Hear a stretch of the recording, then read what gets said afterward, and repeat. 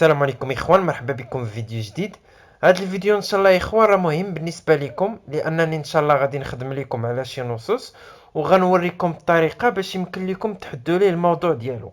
لان في الامتحان الوطني راه اول عائق كيكون امامك هو انك تحدد الموضوع اللي كينتمي ليه داك النص. بمعنى خصك تعرف الموضوع اللي غادي تكتب عليه واحد الانشاء فلسفي اللي كدير فيه مقدمه وعرض وخاتمه. دونك بمعنى لا غلطتي في الموضوع راه مشى لك كلشي. لذلك كاينين شي قوالب باش كتعرفوا ان شاء الله الموضوع اللي كينتمي ليه النص اللي عندكم. هادشي كامل ان شاء الله راه غادي نوضحو لكم ونوريكم واحد الطريقه بسيطه اللي يمكن لكم تتبعوها. خليونا لايك لهذا الفيديو هذا، حاولوا توصلوا لاقصى عدد من اللايكات وبارطاجيو مع الاصدقاء ديالكم. واللي اول مره كيشوف هذا الفيديو هذا يشترك بالضغط على زر اشتراك، وكذلك ما ينساش يفعل الزر ديال الجرس، لانه هو اللي كيخليه توصل بالنوتيفيكاسيون ديال الفيديوهات ديالنا، يعني الاشعارات الخاصه بالفيديوهات. دونك كنتمنى ان شاء الله التوفيق للجميع.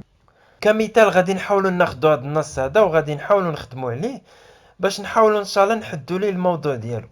اول حاجه ملي كيتحط قدامكم واحد النص خاصكم تقراوه مزيان، قراو قراءه اولى وثانيه وثالثه ورابعه حتى كتفهموا النص ديالكم مزيان. وبطبيعه الحال ملي كتفهموه راه كيبينوا لك شي كلمات وشي عبارات هما اللي كيساعدوك على تحديد الموضوع اللي كينتمي ليه النص.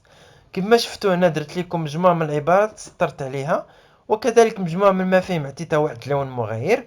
دوك هاد العبارات وهاد المفاهيم هما اللي ساعدوني لتحديد الموضوع. صافي يا اخوان، مني كيكون فاهم الدروس ديالي راه بطبيعه الحال هاد المفاهيم هادو راه كيبانوا ليا.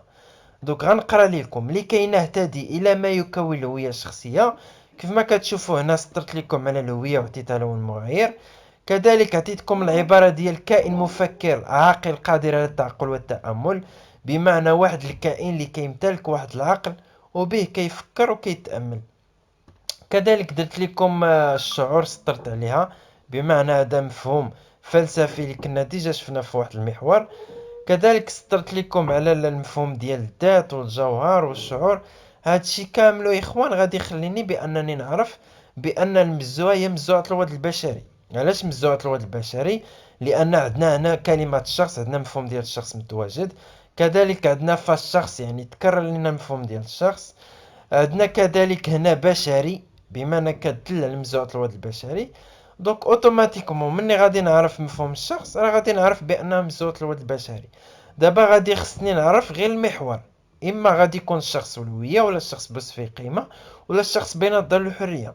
هاد الكلمات هادو اللي لقيت بحال الهوية بحال الفكر بحال الذات بحال الجوهر بحال الشعور غيبينوا ليا بان المحور هو المحور الاول ديال الشخص والهوية. لان هاد الكلمات هادي كتدل على المفهوم ديال الهويه، ما كنشوفوهاش في المحور الثاني ديال الشخص بوصفه قيمه، وما كنشوفوهاش كذلك في المحور الثالث ديال الشخص بين الضال والحريه. شفتوا يا اخوان الطريقه باش كنحدو راه بسيطه، غير كتقراو الناس ديالكم مزيان وكتحاولوا تفهموا وكتحاولوا تسطروا على العبارات وكذلك الكلمات المفتاحيه اللي كتبين لكم المحور اللي كينتمي ليه الموضوع. دونك تبعوا هاد الطريقه اللي قلت لكم وان شاء الله راه هادشي غادي يجيكم بسيط.